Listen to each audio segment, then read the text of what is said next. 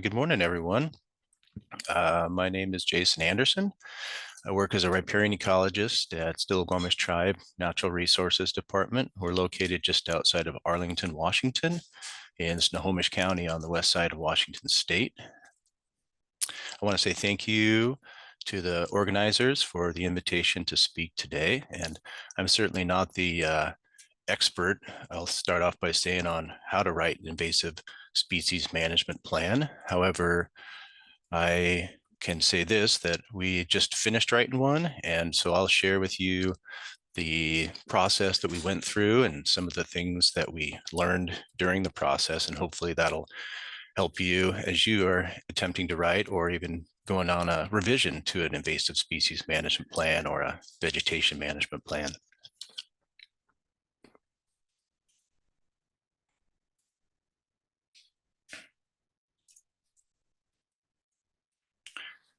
So a brief overview on what I want to cover today. Obviously, we're going to start with a little bit of background, talk about the plan purpose, discuss project goals and objectives, a little bit of outcome and results. We're going to talk a bit about the environmental assessment that goes along with the plan that we wrote. And then I'm going to wrap up with some lessons learned and suggestions. And the image that I'm showing here is a estuary and wetland at the mouth of the Stillaguamish River.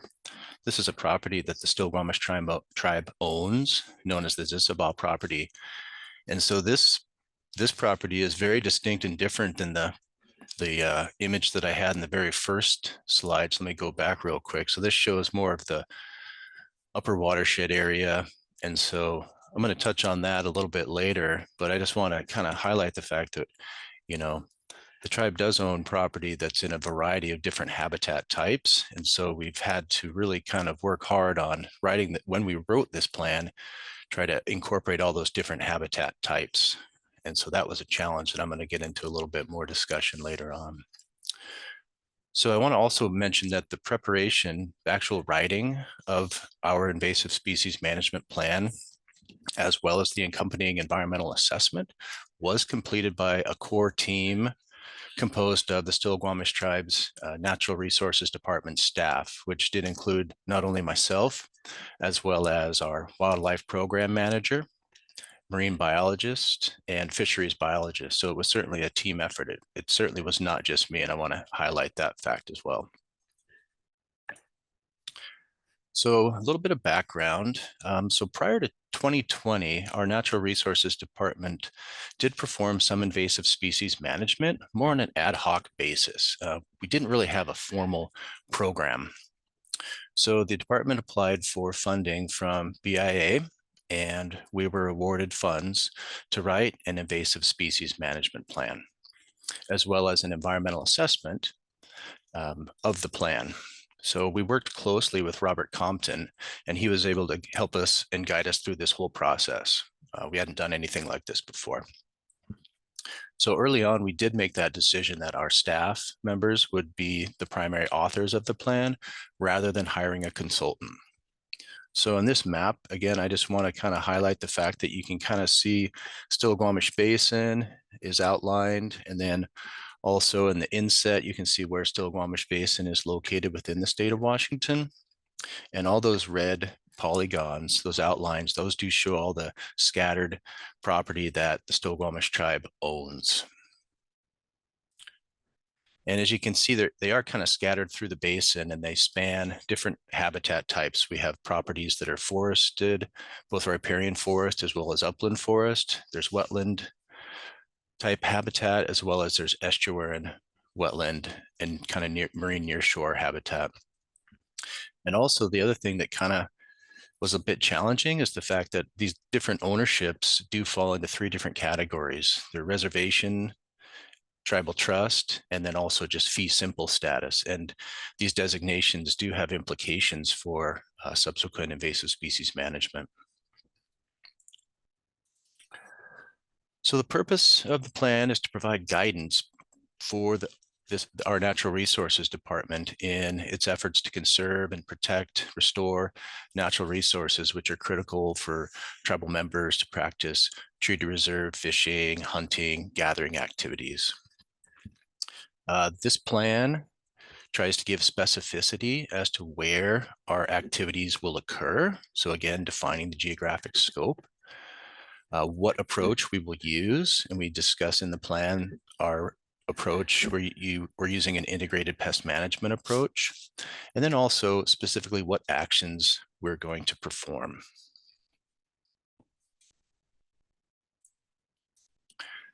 And so when we originally applied for BIA funding, we identified some goals and objectives in the application. So first up, the goal of writing this invasive species management plan was twofold.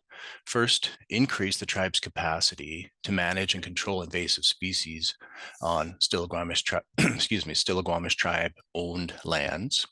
And second, expand the scope of existing programs for monitoring and control activities. We felt like those were the main things that we needed to focus on, the broad scale goals. And within that, we also proposed to complete several objectives. So first of all, we wanted to assemble a team of staff who can kind of compose this core team that can focus on invasive species. We wanted to develop an invasive species priority matrix specifically for the Stillaguamish Basin, focusing on not only aquatic, but also terrestrial species. We felt that it was very important to develop communication plans. That's essentially how we're going to communicate internally as well as externally. And then also how we're going to deal with different protocols for prevention, detection, control, and monitoring.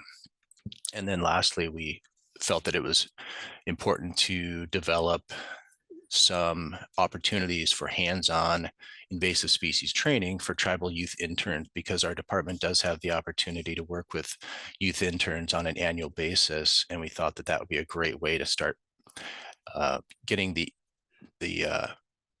issue of invasive species, kind of helping to educate the next generation of tribal leaders about the importance of invasive species and why it's important to do a management plan. So again, outcome and results. The writing process took us, and this is of course through different drafts, it took us roughly 2 years. And then at the end of 2024, we had our final drafts of not only the invasive species management plan, but then also the accompanying environmental assessment document. So at that point in time, we submitted them to the BIA Northwest folks, to Robert and his team. And early this year in 2025, we completed the project. We received the FONSI letter, which is the finding of no significant impact. Okay, so I'm gonna kind of share with you a brief outline of the invasive species management plan that we came up with, just to kind of walk you through what we wrote. So again, we kind of started off with an introduction and then a general description of our geographic area. We talked about the purpose and the need of the plan, and then provided some background with respect to alignment with existing plans. For example, we tried to align this with the Stillaguamish tribe's climate adaptation plan that was written about 5 or more years ago. Then we transitioned into a discussion of priority invasive species, habitats, and pathways. Again, these are very much specific to those Stillaguamish tribe owned lands. Then we discussed and identified our preferred approach, that being the integrated pest management approach. And then next we went into a fairly lengthy discussion of strategic actions. And these were the actions that we intended to kind of flesh out a little bit in more detail and take. So that would include things like prevention, detection, initial response, and then that differs a little bit from the more long-term management activities. And then lastly, evaluation of these different actions. And then at the very end of the document, we conclude with a description of success metrics, and then also information and data management.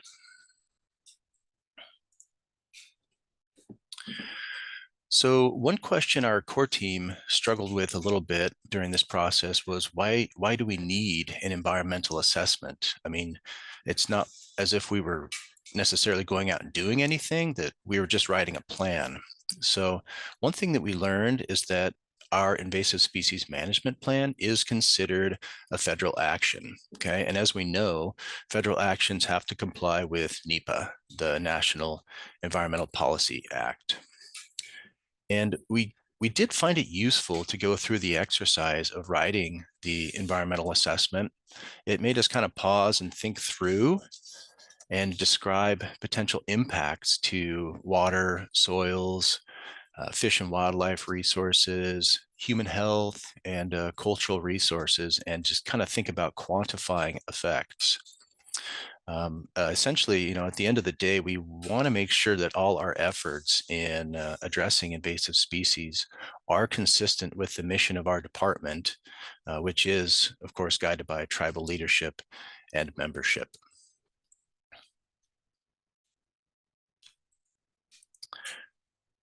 So a little bit on lessons learned and suggestions. So since we did rely on staff to write the actual plan itself, as well as the environmental assessment, those staff were able to work on the plan when they weren't doing field work.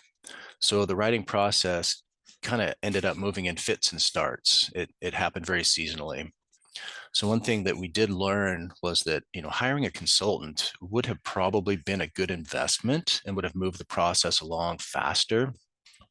Obviously, a consultant can devote time to doing a lot of the background research and then writing text. And then I think it would have been good for our, obviously having that to start with, and then having staff take their time to review and edit text. And I think that would have been a really good thing that we should have probably considered doing at the outset. Second up is the scope of our plan was fairly broad. We discussed in the plan, various taxa. We talked about vertebrates and invertebrates, plants, and we also discussed various habitat types. Again, like I said before, we have talked about forested habitat, riparian systems, wetland systems, both freshwater and estuarine systems. And so one thing that we learned is that we kind of exploded the scope on this, and it got really hard to contain and put in a box, so to speak. So we learned that, limiting the scope to, say, just terrestrial plants would have probably made the process move a lot quicker, especially when it came to writing that EA document, because the subsequent writing of the EA was kind of challenging. And also navigating the NEPA process was challenging. And I think that can really be contributed, or we can contribute that to the fact that we were kind of writing these documents kind of sporadically, and we did have that broad scope.